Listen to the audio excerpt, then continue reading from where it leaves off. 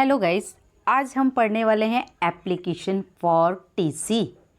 Application मतलब 10th class, 9th class और भी क्लासेस से इम्पॉर्टेंट है।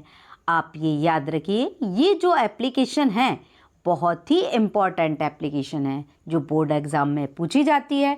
तो आपको ये याद रखना है, ट्रांसफ़र सर्टिफिकेट की एप्लीकेशन और एसएलसी की एप्लीकेशन सिमिलर होती है। तो हम जानेंगे आज ट्रांसफ़र सर्टिफिकेट की एप्लीकेशन। तो ध्यान से समझिए। To the principal school higher secondary school, मैंने डॉट रख के छोड़ दिया है क्योंकि आपको एग्ज़ाम में जिस भी प्लेस या जो भी नाम दिया है तो आप उसी का नाम उसमें फिल करेंगे, स्कूल का नाम, क्योंकि बोर्ड एग्ज़ाम में नाम जो है वो चेंजेस करके आता है। तो आपको चेंजेस करके लिखना है और जो भी एड्रेस दे वो एड्रेस लिखना है। नेक्स्ट है subject. Subject an application for TC. याद रखिए, एन एप्लीकेशन फॉर टीसी। अगर आपके क्वेश्चन में एसएलसी लिखा है तो आप लिखेंगे एन एप्लीकेशन फॉर एसएलसी, क्योंकि स्कूल लीविंग सर्टिफिकेट और ट्रांसफ़र सर्टिफिकेट लगभग सिमिलर हैं। तो आपको ये चीज़ याद रखनी है कि ये एप्लीकेशन एक जैसी हैं। तो सब्जेक्ट में हमें लिखना होगा एन एप्लीकेशन फॉर टीसी या फिर an application for SLC. Next है रिस्पेक्टेड मैडम एंड सर। यदि आप उसमें मैडम के लिए बोला गया तो मैडम, या सर के लिए पूछा गया तो respected madam.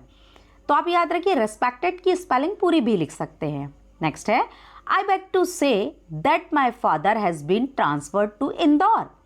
I beg to say that my father has been transferred to Indore.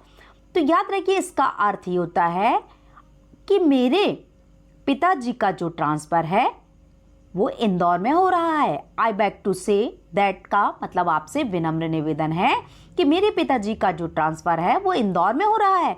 So I have go to Indore with my parents.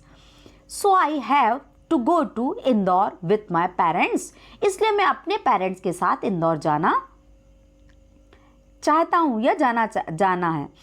Therefore, kindly issue my transfer certificate. Therefore, kindly issue my transfer certificate so that I may get admission there.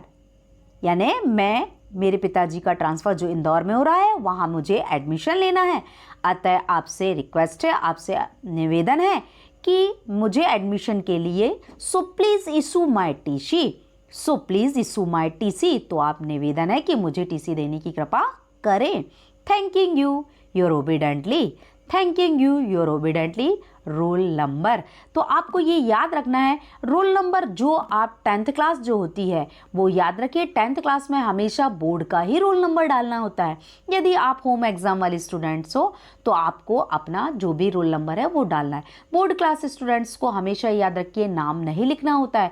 आप XYZ जो आपको exam में पूछा गया है वही आपको define करना है। तो ये हमारी हुई एन एप्लीकेशन फॉर टीसी, यानी टीसी के लिए आपकी एप्लीकेशन। तो आज की एप्लीकेशन यही है। अगली वीडियोस में हम मिलते हैं दूसरी एप्लीकेशन के साथ। Thank you for watching my videos.